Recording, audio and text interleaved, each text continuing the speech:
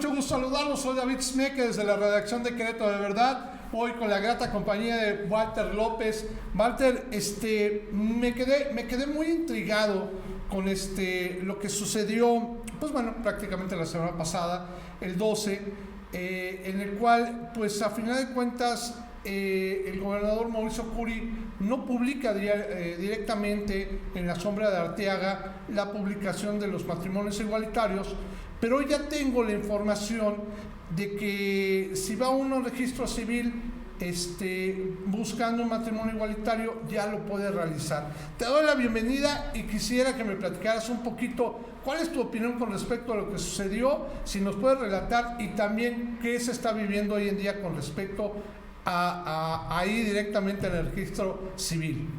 Gracias, David, por invitarme a tu programa y a ti, a tu auditorio también, pues para platicar de este tema que, como sabes, Querétaro ya ahora sí legalmente, con todas las leyes, finalmente dimos el paso como sociedad queretana entero, como digamos como Estado queretano, a poner a Querétaro en el siglo XXI, ¿no? Con por lo menos esta ley que ya hay, esta reforma al Código Civil, que era discriminatorio y que ahora ya es un Código Civil igualitario, y dejaremos de hablar ya de matrimonio igualitario para hablar solamente de matrimonio civil para todas las personas. Pues mira, te cuento, la verdad es que estamos muy contentos en el Frente Queretano y en toda la comunidad LGBT, más contentos por toda esta ola positiva de aplausos de gente de prácticamente toda la sociedad queretana. Estamos hablando de liderazgos económicos, sociales, educativos, políticos, etcétera, que se subieron y recibieron con aplausos que finalmente hayamos dado el paso como sociedad queretana de una forma que lo aterrizamos desde mi punto de vista pacíficamente. Tú sabes que hubo manifestaciones a favor, en contra, etcétera. Fue un proceso sui generis, yo lo quiero dejar así, pero también aprendimos los activistas y la sociedad queretana que tenemos ahí el famoso artículo 85, que evita el veto de bolsillo de los gobernadores y que finalmente sabemos que cuando no se publican las cosas en la sombra de Arteaga no es la única forma para volverlos legales. Está este artículo 85 que hace que la legislatura en turno publique en 2 periódicos locales y por lo tanto se legalicen estas iniciativas, ¿no? Por ese lado estamos súper felices. Por el otro, bueno, pues ya empezaron. Nosotros, los periodistas me han dicho, oye, ¿dónde se va a celebrar el primer matrimonio entre personas del mismo sexo? Y yo les he dicho que yo personalmente apuesto por el municipio de San Juan del Río, porque allá sabemos que ya estaban muy interesadas 10 parejas LGBTs en este proceso matrimonial. Lo habían anunciado las organizaciones LGBT locales de San Juan del Río, y bueno, yo creo que por ahí va a venir la diana de decir, mira, aquí fue el primer matrimonio, aunque sabemos que un activista tuitero muy conocido, Dima, pues ya anunció públicamente desde antes que quería ser el primero en casarse con toda la ley en su tierra, sin tener que recurrir a un amparo o irse a otro estado. Ayer nos comentó que ya él y su novio habían avisado a sus papás, ahí en Twitter, que ya habían entrado a la página del registro civil del municipio de Querétaro y que, bueno, yo creo que prontito vamos a tener este primer matrimonio entre personas del mismo sexo. Y por otro lado, comentarte a ti, David, y a tu auditorio, que bueno, se están dando los procesos legales de adecuar todos los nuevos protocolos en los registros civiles de todo el estado, porque recordar que esta ley, esta reforma, va para todo el estado. O sea, la gente se puede casar en la sierra, en Jalpan, se pueden casar en cualquiera de los 18 municipios del estado, no solamente en las grandes ciudades de nuestro estado. Y finalmente, pues ya el secretario de Gobierno del municipio de San Juan del Río declaró ayer que ellos estaban ya adecuando las actas de matrimonio, y ahorita les voy a decir por qué, y que estaban empezando, van a abrir el primer llamado a bodas comunitarias para todas las personas en San Juan del Río, pero ahora van a incluir a parejas de todos los géneros. Oye, te quería platicar, Walter. A final de cuentas, uno, los tengo que felicitar porque lucharon por algo que era muy sencillo, el Estado de Derecho. Creo que más allá de haber sido también una lucha, porque tenía mucha aceptación, no podemos negar que, y me incluyo, que muchos de los habitantes de Querétaro teníamos una total aceptación a que se diera el matrimonio igualitario, que no veíamos problema ante eso y que solamente en realidad era una fracción que entendemos, ¿no? La más tradicional y todo este asunto, podemos entender eso, que no se daba, pero su lucha se dio, y eso me encanta decirlo, en un Estado de Derecho. Se dio con abogados, se dio con juicios y se dio con que tú y todo lo que es el Frente Queretano, que conozco bien lo que han estado haciendo, lograron poner a Querétaro en un Estado de Derecho. Quisiera que me platicaras tu impresión de eso. Mira, lo que estás diciendo es súper importante porque nosotros cuando nos formamos como Frente Queretano hace 6 años, en septiembre del 2016, prácticamente 6 años, nuestro objetivo era utilizar todas las herramientas que tiene el Estado mexicano para poder avanzar los temas de derechos humanos, ¿sí? O sea, decimos, si bien la protesta en la calle es importante, cuando se tenga que hacer, hay otros instrumentos, en este caso es un ejemplo muy bonito de cómo fue el camino legal que llegamos a finalmente a triunfar el Estado de Derecho y que se puede aplicar. Lo más importante, ahora nos están tocando la puerta varias organizaciones, etcétera, para decir, oye, ¿cómo le hicieron? ¿Cuál fue el camino legal? El camino legal que siguieron para que finalmente esto se diera, ¿no? Y bueno, pues ustedes saben que lo primero que llevábamos 3 legislaturas sentándonos con estas iniciativas, sentándonos con los diputados y las comisiones, y esto no avanzaba. Entonces, en esta legislatura me acuerdo yo que cuando se recibió la pasada 59 legislatura, cuando tomaron posesión en el Teatro de la República, icónico además, yo me enredé en la bandera arcoíris con rosas, y a cada uno de ellos, o a la mayoría, les di una rosa diciendo, bueno, les damos el beneficio de la duda, pero vamos a estar muy observantes de muchas iniciativas, entre ellas el matrimonio igualitario. Y empezamos bien. Yo te puedo decir que el primer presidente de la mesa directiva fue Cabrera, que es ahora el presidente municipal de San Juan del Río, y él retoma la iniciativa que se presenta por toda la bancada de Morena en un acuerdo preelectoral con las organizaciones civiles, de presentarla muy rápidamente. Ellos entran en octubre del 2018 y esta iniciativa se mete en diciembre del 2018.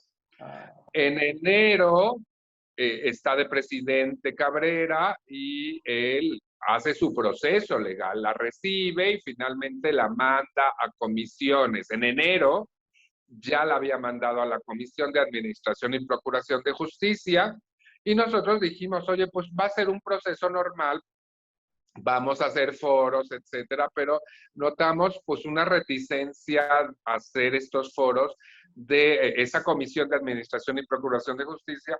Estaba la diputada Verónica Hernández como presidenta, como secretario el diputado Michel Torres y como parte de la comisión el diputado Néstor Domínguez. Entonces, me acuerdo que el primer foro lo inició el diputado Néstor Domínguez, y me dice, oye, vamos a hacer un foro con testimonios y todo este tema. Y los diputados Verónica y Michel se excusaron diciendo que tenían actividades legislativas y que no podían ese día. Entonces yo me acuerdo, o sea, esto es parte muy importante porque Yo fui personalmente a sus oficinas y hablé con ellos y les dije, oiga, no puede ser, entiendo que estén muy ocupados, pero por lo menos manden a una persona que los represente. Y así lo hicieron. Mandaron a cada uno a sus asistentas, eran 2 mujeres, estuvieron ahí y bueno, los testimonios de estas mujeres, igual que todo el público, estamos llorando de los testimonios tan terribles que habían sufrido mujeres, por ejemplo, por no casarse, pues la familia no dejó entrar a una de ellas al lecho de muerte en el hospital, porque ese derecho a poder entrar a los hospitales, pues si no estás casado no lo tienes. Otros testimonios que le robaban sus propiedades que habían hecho en pareja, la familia, que nunca los había visto, pero el matrimonio te da acceso a todo el tema de herencia, pues si no lo tienes, pues te lo pueden quitar, ¿no? Entonces, se sensibilizaron sus asistentes y al siguiente mes, en abril, tuvimos ya un foro con ellos, con toda la comisión entera, más la Comisión de Derechos Humanos, y ahí les explicamos pues lo que significaba el proceso de matrimonio igualitario en México.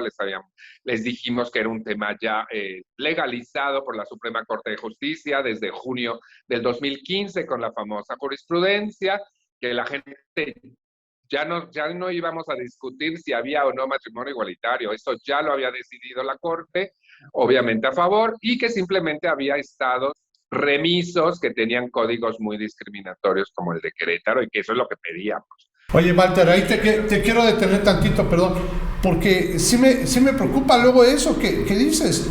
Nos estás diciendo las estadísticas que presenta la UAC, en donde obviamente había un gran apoyo hacia esto.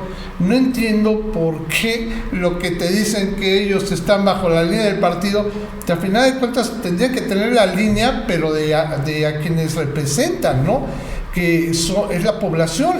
La población está claro que sí quería, porque ellos no querían.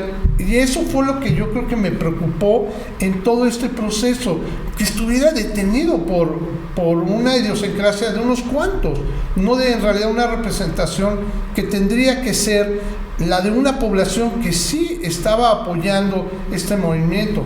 Quisiera brincarte ahí tantito, nada más para que lleguemos efectivamente al día de lo que pasó, que efectivamente le mandan esta propuesta, bueno, el día de la votación. Es lo que yo te quiero preguntar. ¿Qué pasó ese día de la votación? Cuando finalmente llegamos a la votación, se vota en positivo. ¿Por qué se dio ese positivo en el Congreso después de que te comentaron este tipo de cosas tan atroces? No tengo mucho más que comentar de eso. ¿Pero qué pasó? O sea, ¿por qué a la mera hora sí votaron en positivo? Mira, por muchos factores. Esto nosotros le hemos dicho que tú sabes, estos procesos políticos complejos no son en blanco y negro, no son de un día para otro. Este proceso político pues duró en el Estado pues prácticamente 10 años. Sí, acuérdense que la primera iniciativa se mete en el 2014 por el ombudsperson Miguel Nava. Se meten 2 iniciativas en la 58 y se meten 2 iniciativas en la 59. Pero en la 59 el Frente Queretano fue nuestra línea de acción dijimos, ¿sabes qué? Ya no puede haber una cuarta legislatura. Tenemos que encontrar un mecanismo que haga avanzar este tema. Entonces, bueno, pues como te decía, primeramente eran diálogos, todo este tema, pero en esos diálogos nos fuimos encontrando pues gente sensible, porque no podemos meter a todos en el mismo canal. Por ejemplo, obviamente la bancada de Morena claro, y aquí te cuento, entonces la bancada de Morena obviamente pues había tenido ese preacuerdo antes ni siquiera de la votación, cuando firmaron la Agenda Ciudadana Incluyente del 2018 que les presentamos cuando eran candidatos y candidatas. Después, ahí al interior, bueno, pues surgió algo muy importante desde el primer mes o segundo mes que se metió la iniciativa. La diputada de grupos vulnerables, Daniela Salcido, bueno, ahorita me acuerdo, que es una diputada muy jovencita del PAN, levantó la mano y públicamente dijo, si esta iniciativa llega al Pleno, yo la voto a favor porque es una historia de derechos humanos, yo lo tengo muy claro, yo soy muy joven y mi generación de jóvenes de menos de 30 años, pues esto lo vemos como un resabio del, pues no sé, del siglo XIX. Entonces fue muy interesante porque esta diputada Daniela Salgado, pues del PAN, pues dijo, oye, pues este tema tendría que moverse, ¿no? Y entonces, al final, Daniela tuvo una participación, lo digo porque desde el principio, lo de 2018 lo declara, y finalmente el día de la votación, un día antes, un mes antes, nosotros nos jugamos una carta. Bueno, quiero decirte, después de que no había funcionado nada de los diálogos y esto, cerramos el Congreso, hicimos una investigación, mil cosas, dijimos, oye, ahí es donde vienen nuestros abogados, Maricruz Ocampo y Jorge Cruz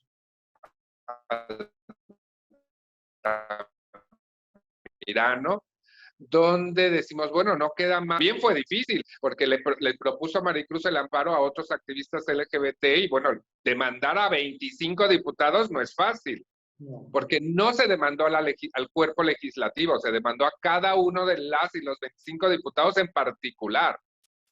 Entonces, bueno, pues el Frente Queretano nos dedicamos a eso, a hacer incidencia política dentro del marco constitucional. Y la demanda, entiendo yo, Walter, tiene que ver con que no estaban legislando, ¿verdad? Que no estaban haciendo su trabajo. ¿Esa fue la demanda? Sí, o sea, encontramos varias cosas, no sé, la ruta que encuentran los abogados es decir, oye, espérame, pues si ya tienen casi 3 años de congelada esta iniciativa aquí, más otras 2 iniciativas que nunca pasó y siempre la congelaron, esto ya no puede ser. Entonces, lo que se demanda en ese amparo son 2 cosas muy importantes. Uno, se dice omisión legislativa. La legislatura no tiene un tiempo para que las comisiones actúen, digamos, por eso las congelan muchas de las iniciativas, pero sí dice que hay un plazo de 4 meses para que digan algo, no para que dictaminen, pero sí establecen 4 meses. ¿Qué pasó durante el COVID? Durante el COVID, la diputada Polo, que fue la que ingresó la iniciativa por Morena, pide a la mesa directiva, que era Connie Herrera en ese momento, le dice, oye, pues esto ya se pasó de tueste, por escrito. Claro. Cambiémosla de la Comisión de Administración y Procuración de Justicia a la Comisión de Derechos Humanos, para que esta cosa avance. Y ahí Connie Herrera les dice que no. Después de un tiempo les dice no, porque la comisión me dice que sigue trabajando en ella. Entonces, pues no puedo cambiarla de comisión. Y cuando nosotros metemos el amparo, que es por omisión legislativa de la Comisión de Administración y Procuración de Justicia y de la mesa directiva, y de los 25 y 20 diputados y diputadas, y por otra cosa, les decimos que están fallando al pacto federal, porque a nivel federal hay una jurisprudencia de la Suprema Corte de Justicia. Oye, y ahora, ¿qué fue lo que pasó? Quiero que me digas, ahora sí ya en cortito, ya se me pasó el tiempo porque me encanta hablar contigo, como se darán cuenta todo mi público de Querétaro, de verdad. Me fascina que nos vayas relatando tan preciso todo lo que sucedió. Ya nada más quisiera que me comentaras qué fue lo que sucedió, por qué Curi a la mera hora decide no tomar en cuenta, bueno, no publicar. La realidad es que no lo publica en el diario oficial del Estado y hace que se regrese. Eso me queda claro que es un proceso que se regresa al Congreso y el Congreso ya lo publica en diarios de circulación. Pero ¿tú por qué crees que haya decidido eso? Sé que incluso tuviste una reunión con la secretaria de Gobierno. ¿Qué me puedes decir? ¿Qué sucedió ahí? Mira, el por qué el gobernador haya decidido eso, creo que está muy bien escrito. Búscalo en Google y tu auditorio. Es un artículo que se llama El Séptimo Sello. está por ahí. Entonces, bueno, lo que habla este periodista es que dice que no tuvo nada que ver con el matrimonio igualitario, que eso la administración actual lo tenía claro, que era un tema que ya estaba pues muy aprobado por la Suprema Corte de Justicia, habíamos ganado un amparo, etc. O sea, todo el camino legal estaba, o lo apruebas o lo apruebas. Claro. Y además la secretaria de Gobierno pues es abogada, y eso lo tiene muy claro. Ahorita te voy a decir lo que me dijo en la entrevista. Pero que hubo obviamente fuerzas internas al interior del partido, que fue un tema muy interno, muy partidista, lo que finalmente desembocó en que no se publicara en La Sombra de Arteaga, pero que se publicara finalmente dentro de los protocolos legales que tenemos en el Estado. ¿Por qué te lo digo así? Porque yo pedí, como vocero del Frente Queretano, una reunión con la secretaria de Gobierno. Cuando vimos que se estaba reuniendo con los grupos religiosos, pues dijimos, nosotros también tenemos cosas que decir. Y te puedo decir que esto fue el sello de la casa cambió radicalmente. Nosotros en el sexenio pasado pusimos varios oficios para poder charlar con nuestro gobernador o exgobernador Pancho Domínguez, y en alguna ocasión sí nos recibieron, pero nos mandaron con un señor Lorrochea, con un apellido como vasco, ahorita no lo recuerdo, en los sótanos del edificio cuando entras a la Secretaría de Gobierno. A la derecha hay unos escalones que van al sótano, recordar que es un edificio de la colonia y tenía sótanos, y ahí este señor tenía su oficina y ahí entramos a charlar. Les expusimos nuestro caso. En ese momento le pedíamos al gobernador que exhortara a la 59 legislatura para que votaran y hicieran todo este proceso, y él nos dijo que no podía hacer eso el Poder Ejecutivo, pero que tenía canales internos de comunicación. Finalmente, pues no llegó a nada. Pero acá no, acá fue muy interesante, sino en lugar de ir al sótano, subimos escaleras y llegamos a la oficina de la secretaria de Gobierno.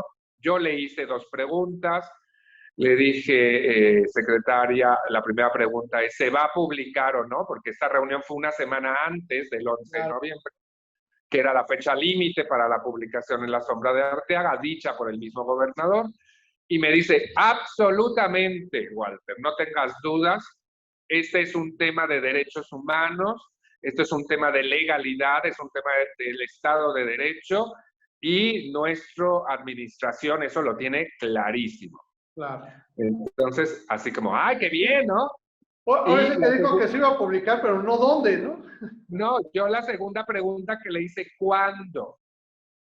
Entonces me dijo que no me podía dar una fecha exacta porque pues no estaban encajando la fecha más idónea para hacer, bueno, pues, gracias, etcétera. Yo sí espero que eso se cumpla.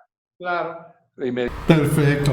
Oye, Walter, pues nuevamente, y mira, ya porque el tiempo nos sacudió un poquito y la verdad estoy fascinado con la historia. Es una gran historia, yo creo que es una historia que trascenderá, sobre todo entre la lucha que ustedes realizaron, cómo se dieron las cosas en un lugar donde pues estaba raptada esta idea por unos cuantos, y que creo que ustedes con tenacidad e insistencia dan un muy grande ejemplo, te lo digo en serio, un muy grande ejemplo de cómo se tiene que hacer civilmente las cosas. Además que yo creo que todos nos sentimos muy bien de sentirnos inclusivos. Bueno, por eso que yo ya me casé, dudo mucho que me vuelva a casar, pero me encantaría ir al registro civil y escuchar esta frase de contrayente 1 y contrayente 2 para ya sentirme que estamos realmente en un estado de derecho, en un estado en el cual sí se puede cumplir el ser inclusivo, el poder tener un matrimonio, como dices, ya no le tendremos que llamar igualitario, sino un matrimonio que a final de cuentas puede integrar a cualquier género y que lo podamos pues seguir manifestando como tal. Seguimos en Querétaro de verdad. Agradezco mucho que nos hayan acompañado en esta entrevista y ojalá nos puedan dejar sus comentarios a través de nuestras redes sociales y a través de nuestro sitio querétarodeverdad.mx. Muchas gracias, buen día.